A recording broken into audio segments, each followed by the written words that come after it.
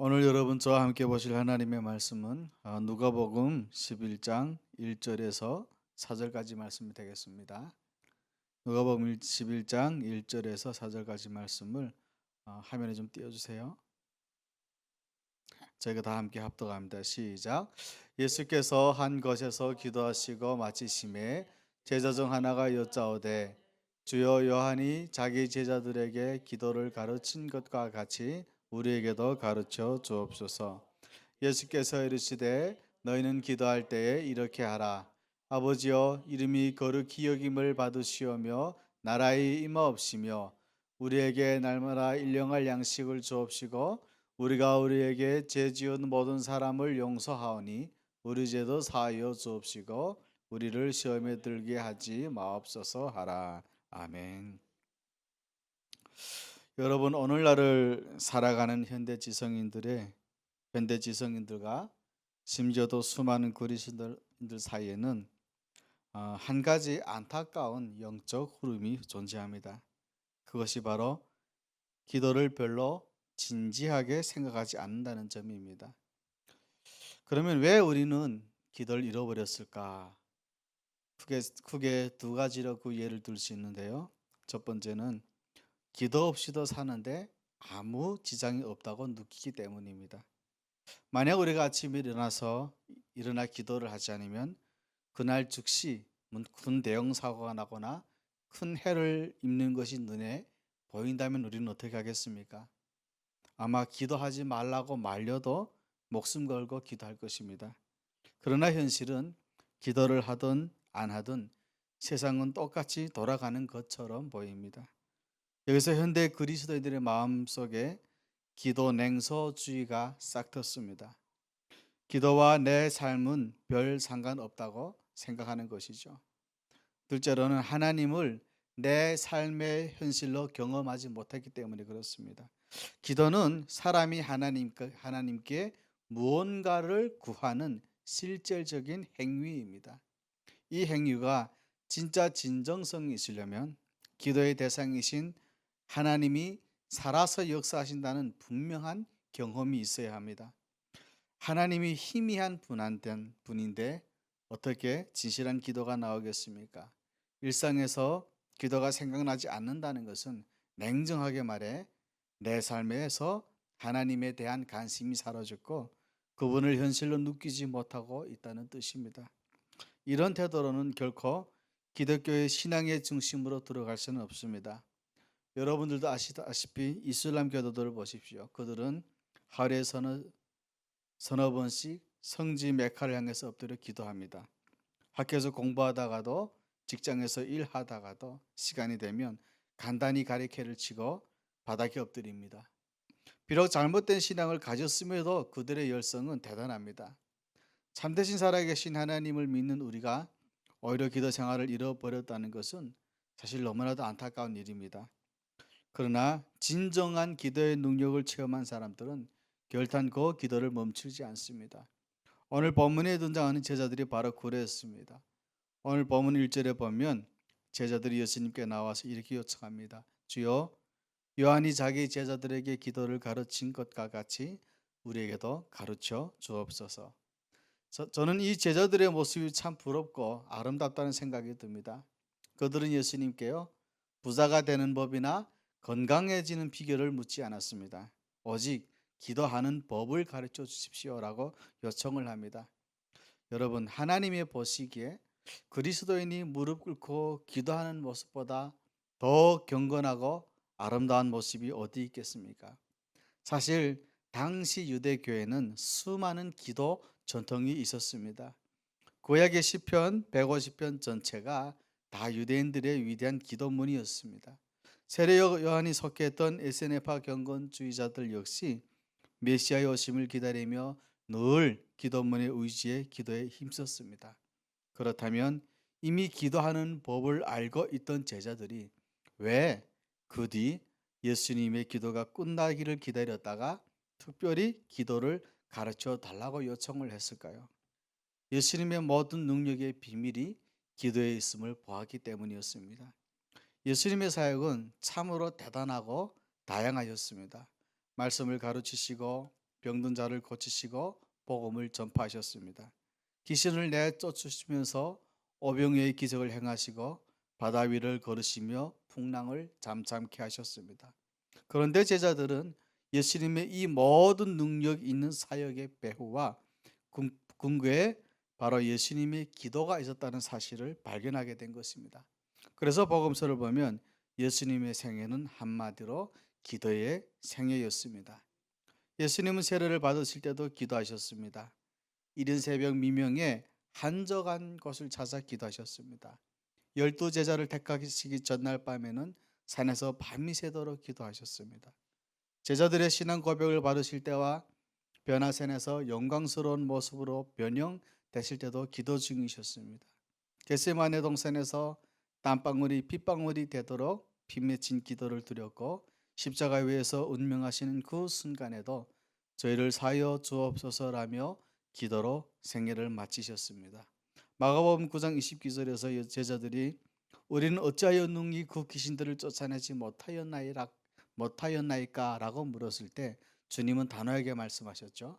기도 외에 다른 것으로는 이런 종류가 나갈 수 없다라고 말씀을 하셨습니다.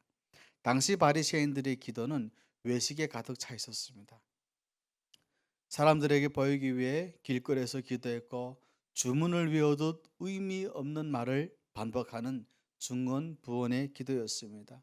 그런 기도에는 능력이 없었습니다. 왜냐하면 하나님을 향한 기도가 아니었기 때문에 그렇습니다. 그러나 예수님의 기도는 달랐습니다. 살아계신 하나님과 같이 대화하듯 본질적인 기도를 드렸고 무엇보다 그 기도는 반드시 응답되었다는 것입니다. 제자들은 유유히 호수 위를 떠가는 오리가 물속에서 쉴 새 없이 발길질을 하듯 예수님의 눈부신 사역 이면에 보이지 않는 거대한 기도의 발짓이 있음을 깨달았던 것입니다. 그들은 주님의 기도를 바라보며 거룩한 영적 목마름을 느꼈습니다. 야, 나도 저런 기도를 드리고 싶다. 그들에게 간과하는 심령의 은혜가 임했기 때문이죠.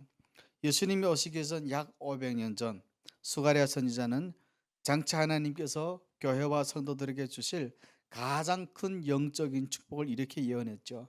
내가 다윗의 집과 예루살렘 주민에게 은총과 간과하는 심령을 부어주리니 그들이 그 찌른 바 그를 바라보고 그를 위하여 애통하기를 독자를 위하여 애통하듯 하며. 여러분, 여기서 말하는 은총과 간구하는 심령은 바로 우리 안에 내주하는 성령님을 의미합니다. 성령이 우리에게 임하실 때 비로소 주님을 향해 부르짖는 참된 간구가 터져 나옵니다. 우리는 눈에 보이는 세상의 것들을 구하기 전에 먼저 하나님이 은총과 간구하는 심령을 구해야 됩니다. 하나님의 영이 우리에게 임하지 않으면 우리는 에스겔 골짜기에 마른 뼈들처럼 무의미하고 고통스러운 하루를 보낼 수밖에 없습니다. 오늘 성령께서 우리에게 임하셔서 기도의 문이 열리기를 축원합니다. 그렇다면 예수님께서 가르쳐 주신 기도의 본질은 무엇일까요? 기도를 드리는 행위 자체도 중요하지만 무엇을 구하느냐가 훨씬 더 중요합니다. 우리의 기도의 내용에 따라 구하지 않은 것까지도 응답받을 수도 있고 밤새 부르짖어도 아무것도 얻지 못할 수도 있기 때문입니다. 어린 나이에 왕이 되었던 솔로몬이 하나님께 백성들을 잘 다스릴 지혜를 구했을 때 하나님께서는 감동하셔서 그가 구하지도 않았던 부와 명예까지 넘치도록 주셨습니다. 반면 바리새인들은 남과 비교하며 자기 자랑을 늘어놓는 기도를 드렸고 세리는 가슴을 치며 나를 불쌍히 여기소서 나는 죄인이로소이다 라고 기도했습니다. 하나님은 세리의 기도를 들으셨습니다. 주님이 가르쳐 주신 바른 기도의 내용을 두 가지로 나눠 살펴보겠습니다. 첫째는 기도의 대상입니다. 누구여야 되겠죠? 기도의 대상이 당연히 하나님 아버지가 되어야 되겠죠.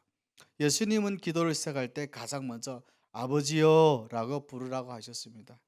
이것은 당대 유대인들에게는 엄청난 충격이었어요. 당시 사람들은 하나님의 이름이 성경에 나오면 붓을 빨고 모욕을 할 정도로 하나님을 두려워했습니다. 감히 하나님의 이름을 부르지 못해서 엘로힘 아도나이로 바꿔 불렀죠. 유대 개념으로 아버지와 아들은 하나였기 때문에 하나님을 아버지라고 부르는 것은 자기가 하나님의 아들이며 곧 하나님과 동등하다고 주장하는 신성 모독죄에 해당했습니다. 그래서 실제로 예수님이 나와 아버지는 하나이다 하셨을 때 유대인들이 돌로 치려 하지 않았습니까? 그런데 예수님은 제자들에게 하나님을 친근하게 아빠, 아버지라고 부르라고 가르치셨습니다. 요한복음 1장 20절에 1장 12절의 말씀처럼 영접하는 자, 곧 그 이름을 믿는 자들에게는 하나님의 자녀가 되는 권세를 주셨기 때문에 그렇습니다. 육신의 부모도 자녀에게 좋은 것을 주면 행복을 느낍니다. 하물며 하늘 아버지는 우리의 필요를 이미 아시고 채워주시기를 가장 즐거워하시는 그런 분이시죠. 독생자였던 예수 아들까지도 아끼재건 내어주신 분이 우리에게 무엇을 아끼겠습니까? 기도는 하나님 아버지를 향한 전적인 신뢰에서부터 시작되는 것입니다. 두 번째는 하나님을 위한 기도와 우리를 위한 기도입니다. 예수님은 기도의 우선순위를 명확히 하셨습니다. 첫째로 하나님의 이름이 거룩히 여김을 받으시도록 기도해야 됩니다. 이름은 그 사람의 인격과 전 존재를 나타냅니다. 하나님의 이름은 그분의 성품과 본질입니다. 우리는 우리의 삶을 통해 하나님의 영광이 드러나기를 구해야 됩니다. 세상 사람들은 자기 이름을 나타내고 자기 얼굴을 드러내고 싶어 하지만 성도는 공부를 하든 직장 생활하든 사업을 하든 내 삶을 통해서 하나님의 이름이 찬송받으시기를 먼저 기도해야 됩니다. 우리가 하나님의 이름을 높이 살 때 하나님은 자연히 우리의 이름도 빛나게 하시고 주님의 은총을 입게 하십니다. 둘째로는 하나님의 나라가 임하도록 기도해야 됩니다. 여기서 하나님 나라는 주소서 가는 천국만을 뜻하는 것이 아니라 현재 이 땅에 임하는 하나님의 통치를 의미합니다. 인간은 타락함으로 사탄의 통치 아래 놓이게 되어 있죠. 그러므로 이 기도는 사탄의 지배 아래 고통받고 있는 세상 속에서 내 심령과 가정과 일터 위에 하나님의 공의와 평강의 통치가 임하기를 구하는 것입니다. 그 예수님은 마태복음에서 뜻이 하늘에서 이루어진 것 같이 땅에서도 이루어지다라고 하셨습니다. 하나님이 뜻이 이루어질 때 하나님의 나라가 임하는 것입니다. 여러분, 독일의 벤자민 스몰크 목사님은 전도를 마치고 집에 돌아왔을 때 화재로 두 아들이 서로 껴안은 채 수덩이가 되어 있는 참혹한 비극을 맞이하게 됩니다. 여러분들은 생각해 보세요. 내가 지금 주회를 하겠다고 밖에 나갔는데 나가서 부부가 생고생 해가지고 또 왔더니 집이 불타고 두 자녀가 그 까만 수덩이가 되어서 죽은 그 참혹한 영상을 바라보면 여러분들은 어떤 마음이 들겠습니까? 누구라도 낙심하고 하나님을 원망할 수 있는 그런 상황이었지만 그들은 무릎을 꿇고 울부짖으며 주님의 겟세마네의 기도를 기억합니다. 하나님의 뜻은 언제나 선하심을 믿기에 그들은 눈물로 찬송을 지었습니다. 그것이 우리 찬송가 549장 내 주여 뜻대로 행하시옵소서입니다. 나의 뜻이 아니라 하나님의 뜻을 구하는 것이 진짜 기도입니다. 이어서 주님은 우리의 자신을 위한 세 가지 기도를 가르쳐 주셨습니다. 첫 번째는 일용할 양식을 구하라고 하셨습니다. 이것은요, 단순히 먹는 음식만을 뜻하는 것이 아니라 우리 생존에 필요한 모든 물질적, 환경적 필요를 의미하는 것입니다. 우리의 생존이 전적으로 하나님께 달려 있음을 고백하며 신뢰하라고 하는 그런 뜻입니다. 두 번째는 죄 사함을 구하라고 하셨습니다.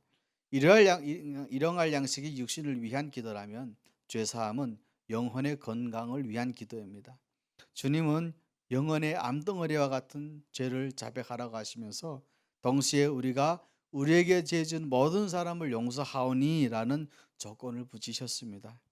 일만 달란트라는 탕감할 수 없는 죄의 빚을 탕감받은 우리가 100다네리안 빚진 형제를 용서하지 않는다면 하나님께 용서받을 자격이 없다고 하는 것입니다. 기도의 문이 막히지 않으려면 먼저 형제를 무조건 용서해야 되는 것입니다. 세 번째로는 시험에 들게 하지 마옵소서라고 기도를 하라고 하십니다. 사탄은 지금도 우리의 육신의 정욕, 안목의 정욕, 이생의 자랑을 충동질하여 우리를 넘어뜨리려 합니다. 인간은 지혜로운 것 같으나요, 마귀의 시험 앞에서는 너무너무도 무력한 존재입니다. 무기력한 존재가 되고 맙니다. 자기 자신을 과신하며 기도하지 않으면 결코 기도하지 않았던 그런 베드로는 결국 주님을 세 번이나 부인하면서 통곡했습니다. 그러므로 우리는 날마다 나의 연약함을 인정하고 시험에 들지 않도록 깨어서 늘 기도해야 되는 것입니다. 여러분, 주님이 가르쳐 주신 이 세 가지 우리를 위한 기도를 한마디로 요약하면 속 사람이 강건해지기를 위해 구하는 기도입니다. 우리의 영이 건강해지면 물질의 문제도 시험도 이겨내고 승리할 수 있습니다. 저는 오랫동안 이제 좀 기도해 오면서 가지는 두 가지 습관을 가지고 있는데, 첫째는 뭐냐면 이제 그 충전이라고 하는 것입니다. 여러분, 아무리 좋은 차라도요, 연료가 없으면 움직일 수가 없듯이 우리 영혼도 하나님의 은혜가 공급되지 않으면 한 걸음도 나아갈 수 없기 때문에 그렇습니다. 그래서 저는 기도할 때마다 내 영이 가급적이면 하나님의 은혜로 가득 채워지기를 성령으로부터 구하고 성령으로부터 충전되도록 힘쓰고 있습니다. 두 번째는 조율이라고도 할 수가 있겠습니다. 여러분, 아무리 우리 악기를 다시 다루는 분들도 계시지만 아무리 비싼 악기라고 해도 절대 음감에 맞춰서 이렇게 조율되지 않으면 무의미한 소리만 날 뿐이죠. 그 우상 숭배자들은 자신의 뜻을 간철시키기 위해서 우상을 찾지만, 참된 우리 그리스도인들은 나의 생각을 하나님의 말씀에 맞추기 위해 하나님을 찾아야 되는 것입니다. 그래 하나님을 찾아가는 것입니다. 내 뜻을 걷고 하나님의 뜻을 깨달아 그 주파수에 나를 맞추는 것이 바로 조율이라고 하는 것입니다. 사랑하는 성도 여러분, 오늘 이 시간 우리에게 은총과 간구하는 심령이 임하기를 소망합니다. 기도의 냉소주의를 깨뜨리고 살아계신 하나님을 아버지라고 부르며 기도의 자리로 나아가시는 저와 여러분들 되시기 바랍니다. 매일 기도로 영혼을 충전하면서 하나님의 뜻에 나를 조율함으로 말미암아 하나님을 구하는, 기도마다 응답받고 하나님의 나라를 경험하는 그런 복된 삶을 살아가시기를 예수님 이름으로 간절히 축원합니다. 아멘. 제가 오늘의 여러분들에게 이런 기도 제목을 드렸습니다.